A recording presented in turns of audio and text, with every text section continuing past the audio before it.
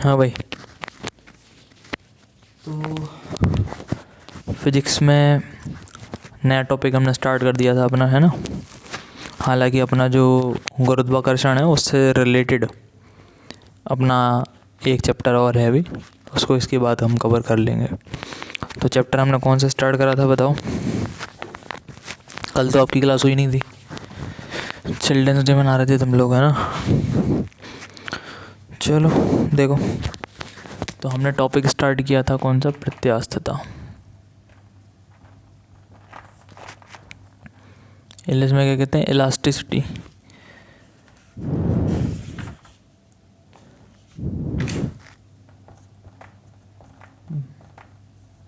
Elasticity, ठीक है। क्या होती है प्रत्यास्थता?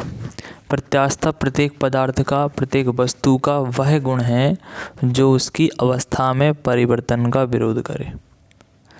जो उसकी अवस्था में परिवर्तन का क्या करे? विरोध करे, ठीक है।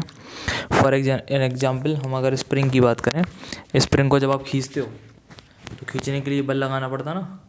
बल क्यों लगाना पड़ रहा? क्योंकि वो अपनी स्थिति के परिवर्तन का विरोध करता है। वो चाहता ही नहीं कि अब वो अपनी स्थिति चेंज करे। वो स्प्रिंग तो जैसी है वो वैसी रहना चाहती है। अगर तुम्हें उसको खींचना है तो तुम्हें खींचने के लिए क्या लगाना पड़ेगा? बल, ठीक है। इतनी बात आगे समझ में। खींचने के लिए क्या लगाना पड़ेगा? बल लगाना पड़ेगा। क्यों लगाना पड़ रहा? क्योंकि वो जो वस्तु है वो विरोध प्रदर्शित कर रही है। वो नहीं चाहती कि हमारी शेप चेंज हो। कहीं पे भी देख लो, आप वो स्माइल वाली बॉल आती है, उसको आप दबाओगे तो दबाने में भी आपको फोर्स लगाना पड़ता। क्यों? क्योंकि वो बॉल चाहती है अपना नेचुरल शेप में रहना चाहती है। वो चाहती है जैसे हमें वैसे रहें। तुम उसको दबाना चाहते हो, जब उसको दबाना चाहोगे तो तुम्हें एक फोर्स लगाना पड़ेगा। और किसी का भी शेप बिगाड़ने के लिए, ठीक है, किसी का भी शेप बिगाड़ने के लिए जो बल लगाना पड़ता है वो होता है विरूपक बल। कौन सा बल भाई? विरूपक बल, ठीक है। तो किसी भी वस्तु का जो शेप बिगाड़ने के लिए हमें जो बल लगाना पड़ता है उसे हम कौन सा बल कहते हैं भाई? विरूपक बल कहते हैं। समझ में आ गई बात? अब ठीक है। और जो जो विरोध करने का गुण प्रदर्शित कर रहा है उसे हम क्या कहते हैं? प्रत्यास्थता, ठीक है। इसके बाद हमने बात करी थी काय की? प्रत्यास्थता की सीमा की। जैसे हमने आपसे कहा था कि स्प्रिंग है, उसको आपने खींचा, छोड़ दिया, वो अपनी शेप में आ गया। ऐसा हर बार नहीं होगा। एक टाइम ऐसा आएगा कि जब अगर ज़्यादा ही आपने विरूपक बल लगा दिया और ज़्यादा उसको खींचा, तब फिर वो दोबारा बैक नहीं आ पाएगी। समझिए? तो प्रत्यास्थता की यानी कि अपनी पुरानी अवस्था में लौटने की एक सीमा होती है। समझ गए? वो कहते नहीं कि थोड़ा बहुत बिगड़े कोई दिक्कत नहीं, 1-2 दिन में सुधर जाओगे। समझ गए? किसी दिन पापा के 4-5 जूते लगेंगे, मम्मी की 1-2 बिल्ले मिलने लग गए तो अपन सुधर गए। ज़रूरत ही से ज़्यादा बिगड़ गए, समझ गए? पिताजी, माताजी, गुरुजी कुछ नहीं कर पाएंगे फिर, है ना। चीज़ें हाथ से चलेंगी फिर। तो वही, उसी को हम प्रत्यास्थता की सीमा कहते हैं। बस और क्या है, समझ रहे हो? जितना विरूपक बल लगना था लग चुका, समझे? अब आप उसको बैक नहीं कर सकते, समझे? वो चीज़ ना अब हाथ से निकल गई, छूट गई, बस वही विरूपक बल है, ठीक है। तो और क्या है प्रत्यास्थता की सीमा? प्रत्यास्थता की सीमा क्या होती है? किसी वस्तु पर इतना बल लगाओ कि बल हटा लेने के बाद वो अपनी बैक पोजीशन में ना आ पाए, समझ गए? तो उतना अधिकतम बल जितना वो सह पाए उसे हम कहते हैं प्रत्यास्थता की सीमा। जहाँ तक आपने अगर बल लगाया और छोड़ दिया तो बॉडी फिर से अपने शेप में आ जाए। समझ में आ गया? स्प्रिंग को आपने दबा दिया, ज़्यादा मत दबाना, इतना दबाओ कि लौट के अपने बैक पोजीशन में आ जाए। कभी ज़्यादा दबा दोगे तो वैसी की वैसी दे देगी फिर वो, ठीक है। इसे हम क्या कहते हैं? प्रत्यास्थता की सीमा। अब मान लो अपनी स्प्रिंग थी नेचुरल, तुमने इस पर एक पत्थर पटक दिया। पत्थर पटकने के चक्कर में स्प्रिंग बिल्कुल देखो पास में हो गई बिल्कुल। तो तुमने नीचे की तरफ कौन सा बल लगाया? विरूपक बल। सॉकर में यही तो होता है, ऊपर से कोई धचका आया तो तुम उसको नीचे दबा देते तो दब गया वो नीचे। तो तुमने उस पर मालूम है कौन सा बल लगाया? विरूपक बल। अब वो सॉकर क्या होगा? जैसे धचका खत्म होगा तो वो सॉकर अपने आप ऊपर उठ जाते हैं। तो ऊपर उठाने के लिए जो बल लगा रहा सॉकर खुद, उसे हम कहते हैं क्या? स्ट्रेस। क्या कहते हैं? स्ट्रेस। स्ट्रेस का मतलब होता है प्रतिबल, हिंदी में प्रतिबल, समझ रहे? यानी तुमने उसका शेप बिगाड़ने के लिए जो बल लगाया था उसे हमने कौन सा बल कहा था? विरूपक बल। और फिर से शेप में लाने के लिए जो बल लगेगा, नीचे से चीज़ ऊपर की ओर उठेगी, उसे हम क्या कहेंगे? प्रतिबल। तो प्रतिबल एक तरह से किसका विरोध करता है? विरूपक बल का। प्रतिबल नहीं चाहता, वो क्या नहीं चाहेगा? तुम तो उसको दबा रहे हो तो वस्तु तो दबनी है, लेकिन प्रतिबल उसको फिर से अपनी बैक पोजीशन में ला देगा, लेकिन प्रत्यास्थता की सीमा के अंदर। अगर प्रत्यास्थता की सीमा के बाहर चला गया फिर कुछ नहीं कर पाएगा प्रतिबल। समझ गए? ठीक है, इसे हम प्रतिबल कहते हैं। ठीक है, मैथ में प्रतिबल का क्या मतलब होता? मैथ में प्रतिबल का ये मतलब होता कि लगाए गए बल F, ठीक है, लगाए गए बल F और अनुप्रस्थ काट समझते हो? जैसे मान लो ये हमारी स्प्रिंग होगी, स्प्रिंग का ये जो वाला जो एरिया होता है गोल गोल, ये वाला नहीं, ये वाला जो एरिया है सामने से जो दिखता है उसे हम कहेंगे अनुप्रस्थ काट। ये सामने से इतना छोटा सा ऐसा दिख रहा, इसे हम अनुप्रस्थ काट कहेंगे। तो लगाए गए बल F और अनुप्रस्थ काट कैपिटल A के अनुपात को हम क्या कहते हैं? प्रतिबल। समझ गए? प्रतिबल को प्रतिबल से ही लिखते हैं, है ना, उनका कोई अलग से चिन्ह नहीं है कि P, Q, R कुछ हो, कोई चिन्ह नहीं है। प्रतिबल को हम प्रतिबल से लिखते हैं। ठीक है, तो प्रतिबल बराबर क्या होता है? F/A। क्लियर है? समझ में आ गई बातें? ये हमने संडे का पूरा रिकैप कर दिया। ठीक है, इसके बाद मात्रक हमने आपको लिखवाई दिया था, इसका हेडिंग लिखो अब जरा, विकृति। ये 3 चीज़ें पढ़ना बहुत ज़रूरी है। एक तो स्ट्रेस पता होना चाहिए क्या होता है, जो दोबारा शेप में ला रहा वो स्ट्रेस है। विरूपक बल पता होना चाहिए, जो शेप बिगाड़ रहा वो विरूपक बल है। ठीक है, इसके बाद अगली हेडिंग है हमारी विकृति। लुका हेडिंग, विकृति यानी स्ट्रेन, STRAIN। लिख लो भाई, विकृति यानी स्ट्रेन।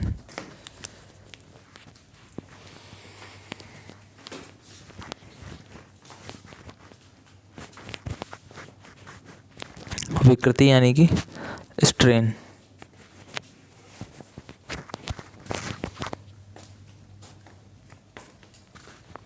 हो गया?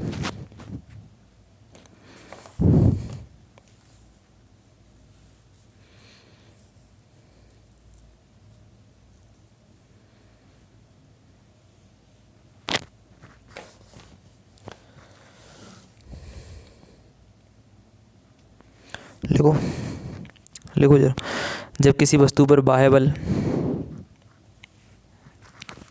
जब किसी वस्तु पर एक बाह्य बल लगाया जाता है,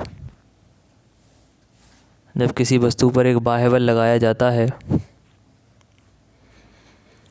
बाह्य बल लगाया जाता है, जब किसी वस्तु पर एक बाह्य बल लगाया जाता है तो उसके आकार अथवा आकृति, तो उसके आकार अथवा आकृति में कुछ परिवर्तन हो जाता है, में कुछ परिवर्तन हो जाता है, कुछ परिवर्तन हो जाता है और वस्तु विकृत अवस्था में, और वस्तु विकृत अवस्था में पहुंच जाती है, वस्तु विकृत अवस्था में पहुंच जाती है, विकृत अवस्था में पहुंच जाती है, पहुंच जाती है। और इस स्थिति में विकृत तो लिख लिया ना, जैसे विकृति है उस वैसी छुट्टी की मात्रा हटा देना, विकृत अवस्था में पहुंच जाती है। इस स्थिति में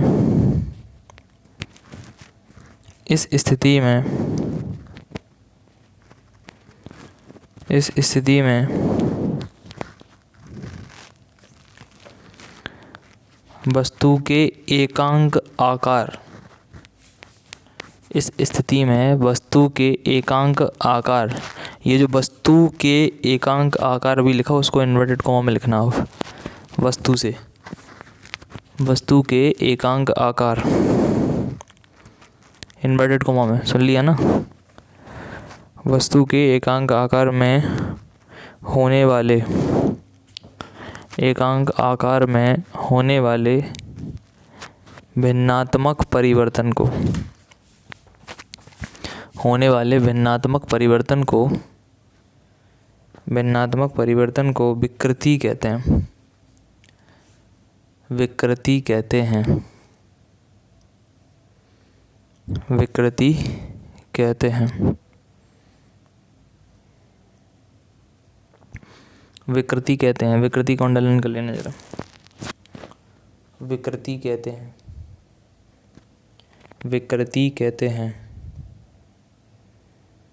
ठीक है, नीचे उदाहरण लिखो। इसमें उदाहरण लिखो। किसी तार पर वायर तार पर एक भार लटकाने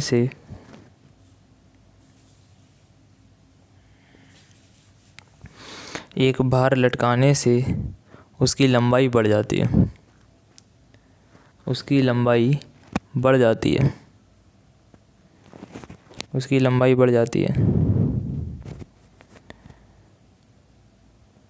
तब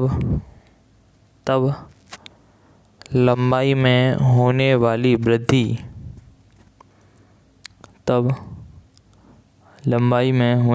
वृद्धि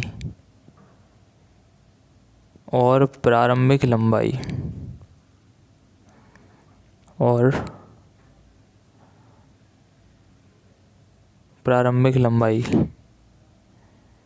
के अनुपात को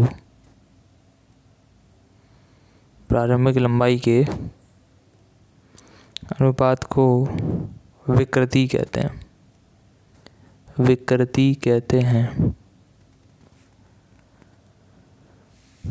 प्रारंभिक लंबाई के अनुपात को विकृति कहते हैं। ठीक है, समझो। इधर लिख तो बहुत कुछ लिया अपन ने, है ना। चीज़ बहुत छोटी सी है। ये तो हम जानते हैं कि किसी पे अगर हमने विरूपक बल लगाया या बाह्य बल लगाया तो उसके आकार में परिवर्तन आएगा।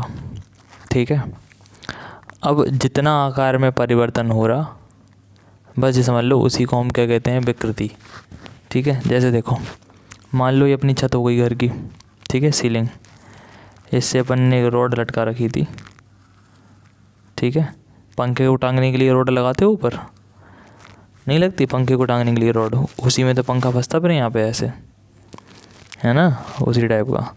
तो मान लो इस छड़ से हमने एक भार लटका दिया mg, समझ गए, कुछ भी लटका दिया, 50-60 किलो की चीज़ लटका दी एक। तो यार ये जो भार mg है वो तो हमेशा नीचे लगता, इसका मतलब रॉड को नीचे की तरफ खींचा जा रहा। ये जो भार है वो यहाँ पे काम करेगा हमारा कौन से बल का, विरूपक बल। ठीक है, मान लो शुरू में इसकी लेंथ थी L, यहाँ तक। ठीक है, अब यही चीज़ डायग्राम हम बगल में बना रहे हैं। ठीक है, यही चीज़ बाद में क्या हो जाएगी, चलो थोड़ा सा इधर को लिख दे रहा है, ऊपर को थोड़ा mg। ये लो, ये भार है या विरूपक बल है। थोड़ी देर में क्या होगा, ये जो लंबाई है ना थोड़ी सी बढ़ जाएगी, इसमें वृद्धि हो गई कुछ। कितनी वृद्धि हो गई, डेल्टा एल की। टिप रही ना, पहले हमारी रोड केवल यहाँ तक थी, कितनी लेंथ की, एल। जब तुम बाहर लटकाए रहोगे एमजी लटकाए रहोगे बहुत देर तक, तो तार जो है वो नीचे से खिंच जाएगा। समझ रहे, कहीं और से नहीं आ गया तार, यही तार था।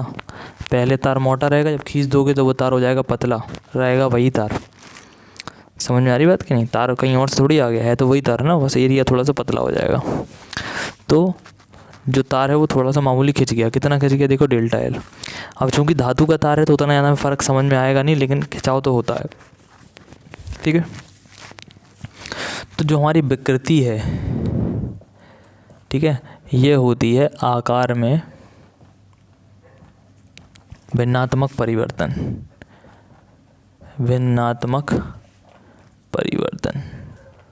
ठीक है, क्लियर हो गया। भिन्नात्मक परिवर्तन का मतलब क्या होता है, भिन्नात्मक परिवर्तन का मतलब होता है लंबाई में परिवर्तन और बटे में प्रारंभिक लंबाई। समझ रहे हो? विकृति का मतलब होता है आकार में भिन्नात्मक परिवर्तन। अब इसमें ये समझना पड़ेगा हमें कि भिन्नात्मक परिवर्तन क्या है। भिन्नात्मक परिवर्तन होता है लंबाई में पहले परिवर्तन देखो और बटे में प्रारंभिक लंबाई लिखो। परिवर्तन कितने का, ये देखो डेल्टा एल, ठीक है। और प्रारंभिक लेंथ, तो यहाँ से यहाँ तक की लेंथ कितनी थी बोलो यार, एल। ये हो गई हमारी विकृति, ठीक है। तो विकृति बराबर क्या बन गया हमारा, डेल्टा एल बटे में एल।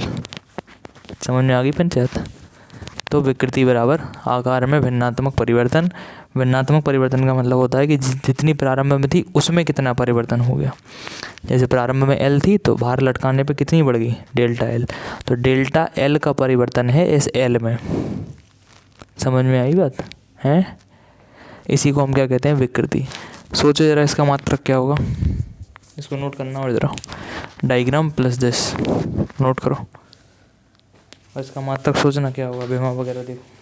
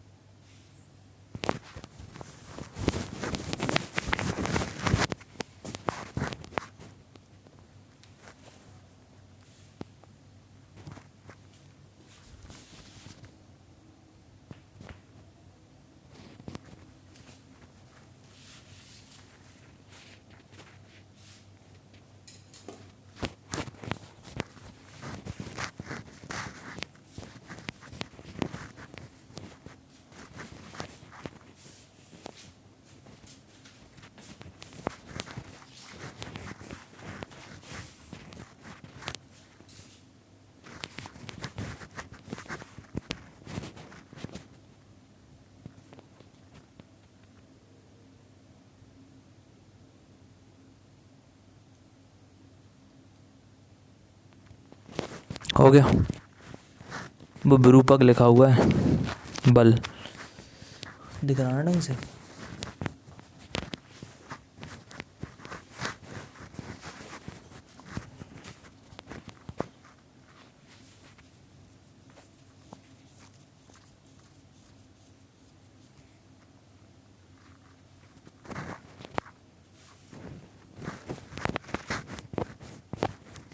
लग गया भाई? ये मात्रक क्या बनेगा इसका, मात्रक इसका कुछ नहीं होता भाई, जेबी मीटर में होगा, जेबी मीटर में होगा। अरे दोनों लंबाइयाँ हैं, लंबाई में परिवर्तन, लंबाई मीटर में तो लोगे भाई।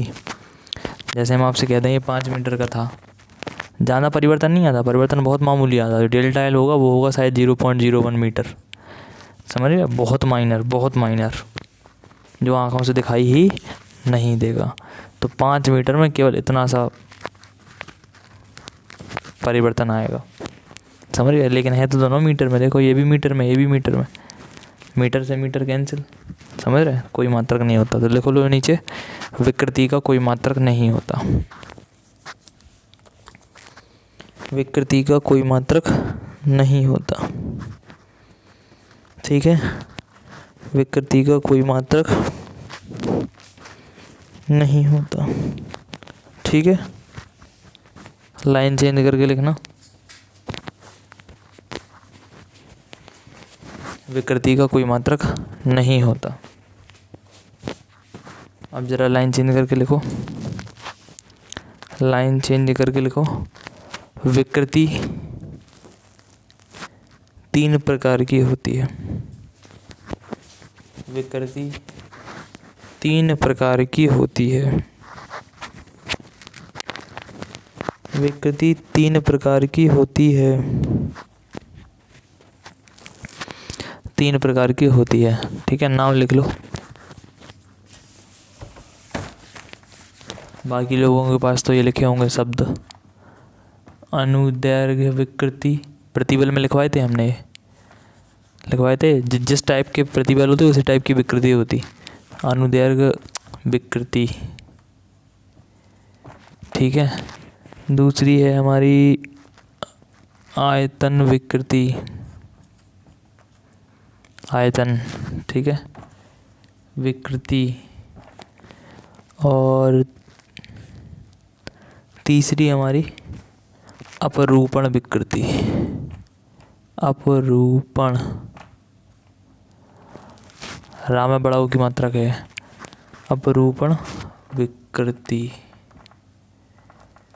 ठीक है, अनुदैर्घ्य विकृति, आयतन विकृति और अपरूपण विकृति। इंग्लिश में इनको चाहो तो लिख सकते हो।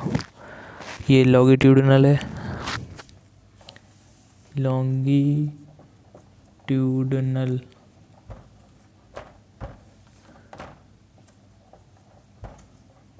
स्ट्रेन, विकृति को स्ट्रेन कहते हैं।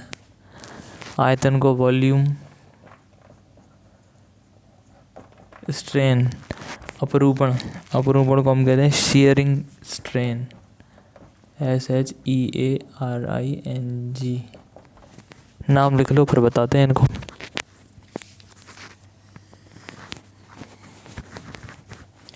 अनुदैर्घ्य विकृति, आयतन विकृति, अपरूपण विकृति।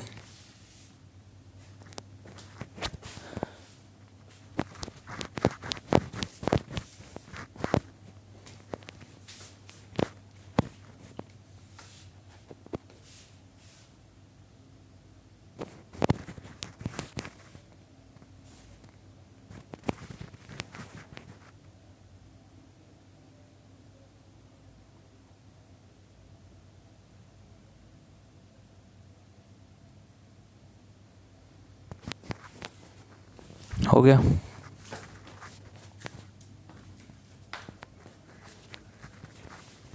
हो गया ना? देखो ऐसा है, अनुदैर्घ्य का मतलब समझते हो? जैसे हमने तार वाला एग्जाम्पल दिया था, ये अनुदैर्घ्य विकृति है। विकृति तो समझ गए ना? विकृति क्या है? आकार में परिवर्तन।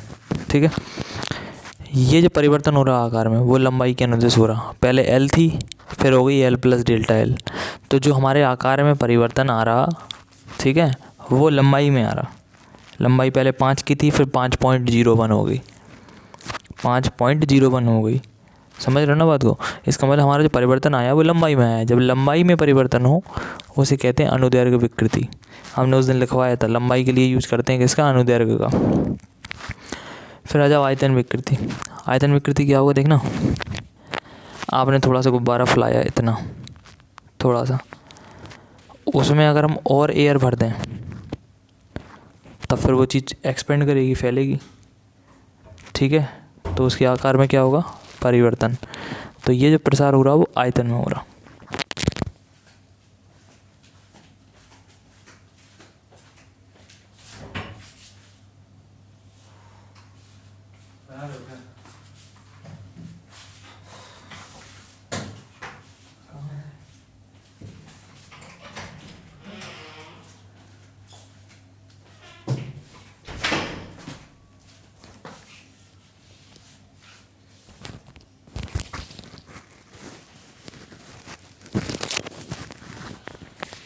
ठीक है, तो समझ गए? यहाँ पे जो ये परिवर्तन हो रहा है वो लंबाई के अनुदेश हो रहा था, तो अनुदैर्घ्य विकृति हो गई। आयतन विकृति समझ गए? गुब्बारे को पहले थोड़ा घुमाओ, फुलाओ, उसका कुछ ना कुछ आयतन होगा। आयतन समझते हो ना? जो जगह घेरे, गुब्बारे ने उतनी जगह घेर ली। देखो, जब गुब्बारा नहीं फैलाया था उतनी जगह में एयर भरी थी, तुमने गुब्बारा फैला दिया, गुब्बारे ने अपना कुछ ना कुछ आयतन ले लिया। अब अगर और एयर इनपुट करोगे और आयतन बढ़ेगा। आयतन में जो वृद्धि हो रही वो उसका एक तरह शेप बिगाड़ रही। पहले शेप छोटा था, फिर शेप बड़ा हो गया। समझ गए ना बात को? और वो तुम्हारे इसका विरोध कर रही। क्यों विरोध कर रही? तुम गुब्बारे के ऊपर से छोड़ो, तुम तुरंत उसकी एयर बाहर निकलेगी। अंदर रहना नहीं चाहती वो जैसी थी वैसी रहना चाहती, बाहर घूमना चाहती हो। समझ आ रही बात? तो वही चीज़ें हैं। ठीक है, आयतन विकृति होगी, यानी जब आयतन में परिवर्तन होगा तो आयतन विकृति। तीसरा है अपरूपण विकृति। ये क्या होता है सुनना। जैसे मान लो ये चीज़ ऐसी रखी हुई है कोई भी, ठीक है, इसके नीचे हमने ये चीज़ फिक्स कर दी, वेस फिक्स कर दिया, वेस कहीं नहीं जाएगा, कीलें ठोक दी नीचे। ठीक है, अब हमने ऊपर पकड़ के ऐसे बल लगाया, बस हाथ रख के ना ऐसे खिसकाया इसको। देखो कुछ ऐसा नहीं खिसक जाएगा ये,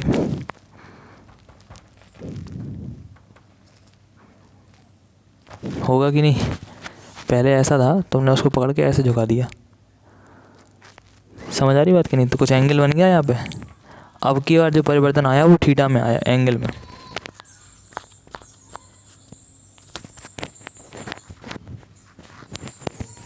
ठीक है। तो यहाँ पे क्वेश्चन, यहाँ पे एंगल एकदम सीधा था, ये 90 डिग्री पे था। फिर क्या हुई, ये जो चीज़ थी वो थोड़ी सी अपने ऊपर से पकड़ के ऐसे खिसका दी, तो यहाँ तो फिक्स रहेगी वो नीचे, समझ रहे, ऊपर वाला जो लाइन थी वो थोड़ी सी आगे चली गई, तो कुछ एंगल बन गया बीच में थीटा। इसे कहते हैं अपरूपण विकृति।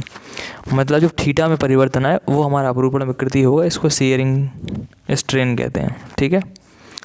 तो लंबाई में परिवर्तन आए, अनुदैर्घ्य विकृति, आयतन में परिवर्तन आए, आयतन विकृति, और अगर एंगल में चेंज आ जाए तब फिर अपरूपण विकृति, ठीक है। अब लिख लो जरा हेडिंग, लिखो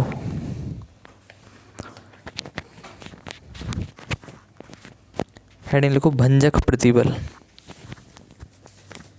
हेडिंग लिखो भंजक प्रतिबल।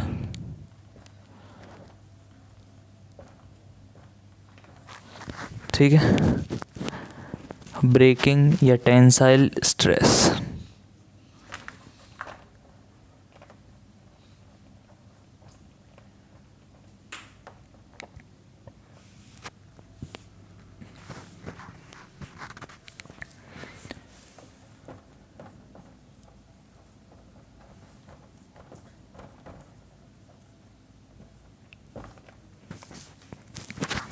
ब्रेकिंग और टेंसाइल स्ट्रेस।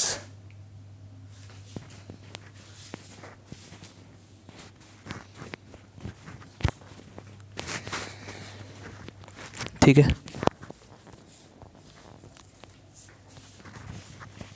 ब्रेकिंग और टेंसाइल स्ट्रेस यानी कि भंजक प्रतिबल, हो गया। लिखो वह अधिकतम प्रतिबल, वह अधिकतम प्रतिबल, वह अधिकतम प्रतिबल जिसे कोई तार, वह अधिकतम प्रतिबल जिसे कोई तार टूटने से पहले तक, जिसे कोई तार टूटने के पहले तक सहन कर सकता है, सहन कर सकता है, सहन कर सकता है, भंजक प्रतिबल कहलाता है। भंजक प्रतिबल कहलाता है, ठीक है। भंजक प्रतिबल कहलाता है, हो गया। भंजक प्रतिबल कहलाता है, समझ गए ना बात को।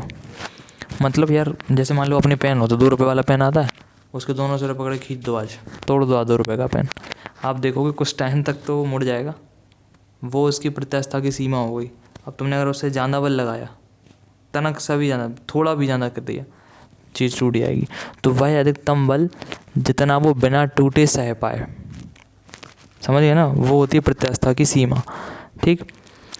यानी कि वही भंजक प्रतिबल, समझ गए ना बात को। मतलब जितने के पहले जस्ट बॉडी रुकी हुई है और जस्ट तुमने अगर 0.1 भी ज़्यादा कर दिया, चीज़ टूट जाएगी, उसे हम भंजक प्रतिबल कहते हैं। समझ गए। भंजक इंग्लिश में लिखा है ना हमने, इसलिए क्या लिखा, ब्रेकिंग और टेंसाइल स्ट्रेस। ब्रेकिंग का मतलब क्या होता है, तोड़ना किसी चीज़ को, समझ में आ गई बात। तो ब्रेकिंग स्ट्रेस यही है जब किसी वस्तु को क्या करा जाए, इतना बल लगाया जाए कि बस वो टूटने की स्थिति में आ चुका। अब अगर आपने थोड़ा सा भी बल ज़्यादा करा है, बस जरा सा आगे झटका ही दिया, एक चीज़ टूट जाएगी, समझ में आई बात। बस वही है, ठीक है। अब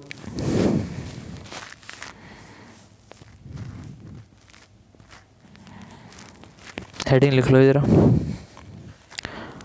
हुक का नियम। हेडिंग है हुक का नियम। साहू जी लिख रहे, अनम, रमझम, मुस्कान, नेहा, हुक का नियम। लिखो भाई, हुक्स लॉ।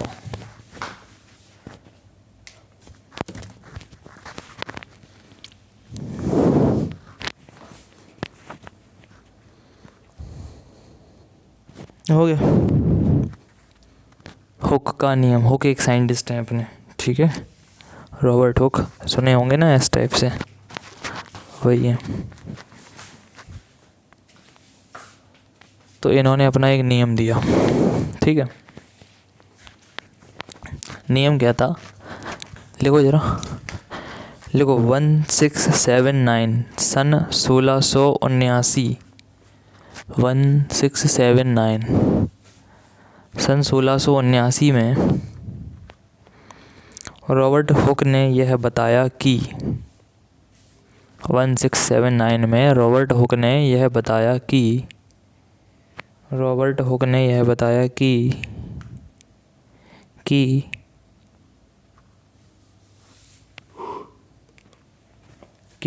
लघु विकृतियों की सीमा, लघु विकृति, बस विकृतियों कर देना इसको, लघु विकृतियों की सीमा के अंतर्गत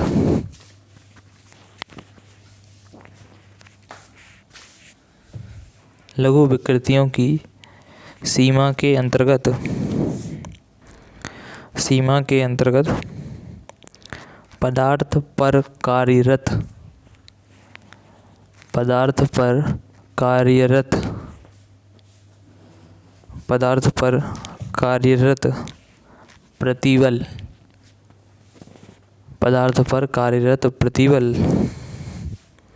प्रतिबल उसमें उत्पन्न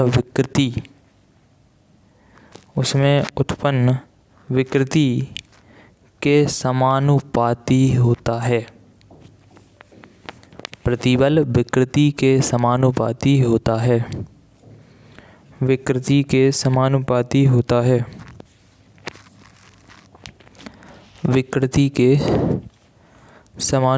होता है। हो गया, विकृति के समानुपाती होता है, ठीक है। देखो हुक का नियम इम्पोर्टेंट है, ये लिखने को आता है एग्जाम में, ठीक है। ढंग से पढ़ लेना इसको कायदे में।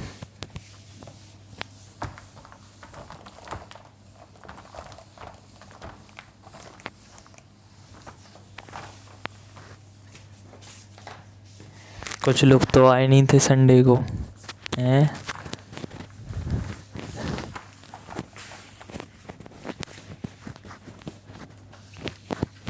चलो कोई बात नहीं, अगले संडे को कूटे इन लोगों को।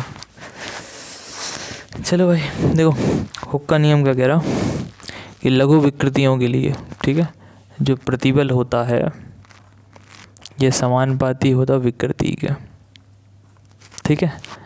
समानुपाती हटाओगे तो एक कांस्टेंट आएगा फिर, है ना, आएगा कि नहीं कांस्टेंट। कांस्टेंट यहाँ पे ई से लिखा जाता, ठीक है। और विकृति जो है उसको विकृति ही रहने दो, इसके लिए कोई शब्द वर्ड कुछ अलग से नहीं है। तो फिर अगर हम ई का मान निकालेंगे तो प्रतिबल और विकृति को भेजना पड़ेगा नीचे। बात आ रही समझ में। ये जो ई है वो एक कांस्टेंट है, जैसे हम प्रत्यास्थता गुणांक कहते हैं। क्या कहते हैं? प्रत्यास्थता गुणांक, इलास्टिसिटी कॉफिशिएंट, ठीक है। सही है, इसको नोट कर लो जरा। चलो समझ लो पहले। देखो लघु विकृतियों के लिए है, ये ध्यान रख लेना, ठीक है। मतलब जब परिवर्तन बहुत कम हो रहा, ऐसा नहीं है कि तुम्हारे तार था तुमने जेसीबी मशीन से खिंचवा दिया इसको, बेचारे को 1 मीटर का था, हमने खिंचवा के पूरा 2 मीटर कर दिया उसको। इतना नहीं खिंचवाना, खींचा जा सकता है इतना। सोना जो होता है इतना मोटा भी होता है, उसकी पतली पतली परतें भी बनाई जा सकती हैं। कैसे बन रही? खींच के ही बन रही, खींचा जा सकता। ऐसा नहीं धातुओं को नहीं खींचा जा सकता, स्ट्रेस पे डिपेंड करता है। किसी का वही है भंजक, समझ रहे। कोई धातुएं ऐसी होती हैं जो जितना चाहो उतना खींच जाएंगी, कोई धातुएं ऐसी हैं कि अगर ज़्यादा खींचोगे तो टूट जाएंगी, ठीक है।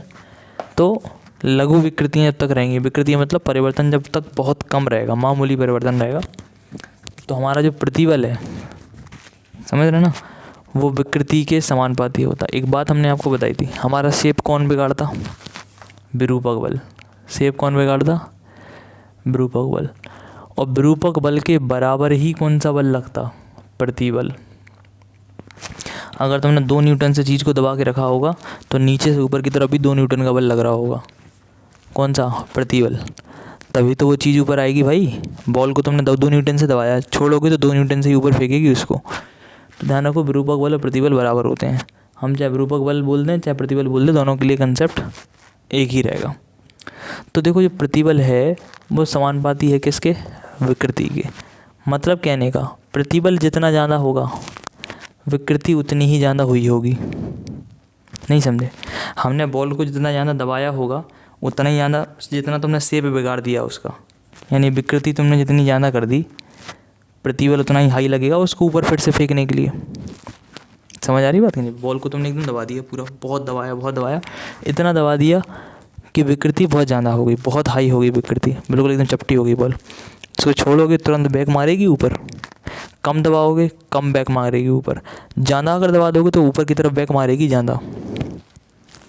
समझ आ रही बात कि नहीं? गुलेल देखी, गुलेल के पीछे कोई पट्टा होता, अगर थोड़ा खींचोगे, कम विकृति करोगे, प्रतिबल कम लगेगा, थोड़ा धीरे से पत्थर जाएगा। तेज़ खींचो, विकृति ज़्यादा करो, लंबाई बढ़ाओ ज़्यादा, लंबाई ज़्यादा बढ़ाओगे तो प्रतिबल ज़्यादा लगेगा, पत्थर दूर तक जाएगा। आ रही बात समझ? वही चीज़ है। तो ये प्रतिबल है वो समानुपाती होता विकृति की। अब समानुपाती हटेगा तो कांस्टेंट आएगा ई को वहीं रखो, विकृति भेजो नीचे। तो प्रतिबल और विकृति का जो अनुपात है, रेशियो है, वो ई होता है, जहाँ पे ई क्या है हमारा? प्रत्यास्थता गुणांक। ठीक है, सही है, इसको नोट कर लो।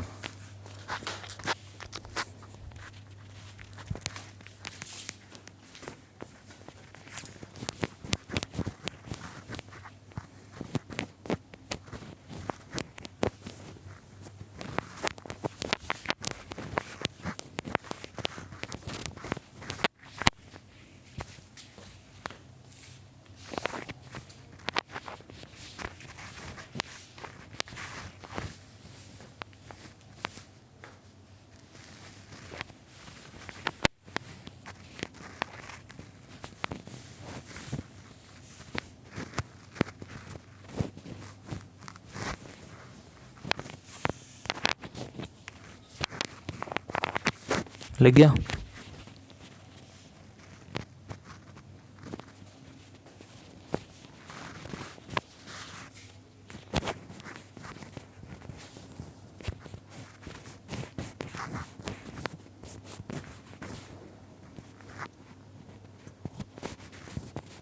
हो गया भाई?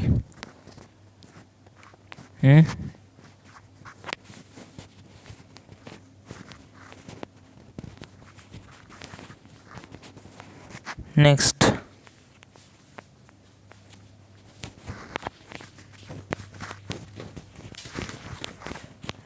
इसमें ये लिखना,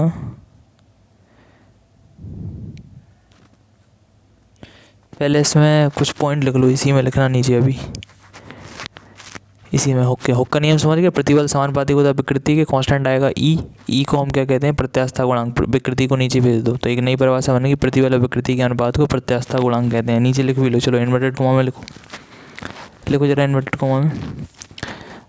कॉमा में लिखो, लघु विकृति के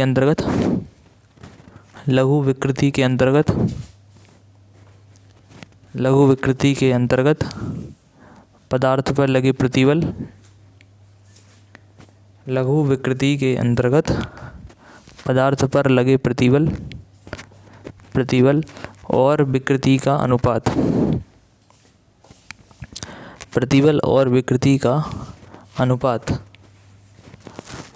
उस पदार्थ का प्रत्यास्थता गुणांक कहलाता है। प्रत्यास्थता गुणांक कहलाता है। समझ में आ गई बात? ठीक है, तो प्रत्यास्थता गुणांक की परिभाषा सामने दिख रही, लघु विकृति के अंतर्गत, मतलब जो परिवर्तन होना चाहिए वो बहुत कम रहना चाहिए। तो प्रतिबल और विकृति का जो अनुपात है, बटे का मतलब क्या होता है भाई? अनुपात। क्या होता है? कांस्टेंट, जिसे हम क्या कहते हैं? प्रत्यास्थता गुणांक। ठीक है, नीचे इसमें लिखना, ब्लू पेन से लिखना, आप जरा इन्वर्टेड कॉमा क्लोज कर दो, वहाँ पे लिखो किसी पदार्थ का प्रत्यास्थता गुणांक,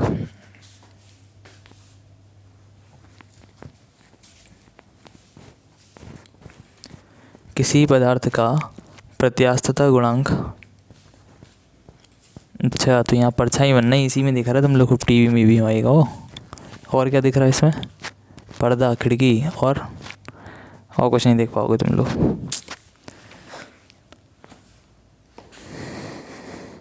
हाँ, किसी पदार्थ का प्रत्यास्थता गुणांक जितना अधिक होता है, जितना अधिक होता है, जितना अधिक होता है वह उतनी ही अधिक प्रत्यास्थ होती है, वह उतनी ही अधिक प्रत्यास्थ होती है। प्रत्यास्थ होती है, लिख गया? वह उतनी ही अधिक प्रत्यास्थ होती है। सही है। देखो प्रत्यास्थता गुणांक किसको प्रदर्शित करता? प्रत्यास्था ही को तो प्रदर्शित करता। समझ रहे ना बात को? जाहिर सी बात है, जिसका प्रत्यास्थता गुणांक ज़्यादा होगा, ई का मान जिसमें ज़्यादा रहेगा, हमारा प्रत्यास्थता गुणांक जिसमें ज़्यादा रहेगा, वो उतनी ज़्यादा प्रत्यास्थ होगी। ज़्यादा प्रत्यास्थ होने का क्या मतलब है? उसके आकार को परिवर्तित करने में उतना ही ज़्यादा बल लगाना पड़ेगा, जल्दी अपना आकार परिवर्तन नहीं करेगा वो। जैसे हम स्टील की बात करें, रबड़ की बात करें, रबड़ जल्दी खिंच जाएगी, उसका आकार परिवर्तित करना आसान है। स्टील की हम तुम्हें रॉड देते हैं, उसका आकार परिवर्तन करके दिखाओ, खींचोगे बहुत मामूली परिवर्तन आएगा जो कि तुम समझ ही नहीं पाओगे। तो स्टील की प्रत्यास्थता ज़्यादा है। क्यों ज़्यादा है? क्योंकि उसका प्रत्यास्थता गुणांक हाई है। समझ गए? जिसकी प्रत्यास्थता ज़्यादा होती है उसका प्रत्यास्थता गुणांक ज़्यादा होता है। समझ में आ गई बात? और जिसका प्रत्यास्थता गुणांक कम होता है उसकी प्रत्यास्थता कम होती है। समझ गए? चलो कल इसमें करते हैं फिर अपन लोग, है ना। हेडिंग तो लिखी लो जरा।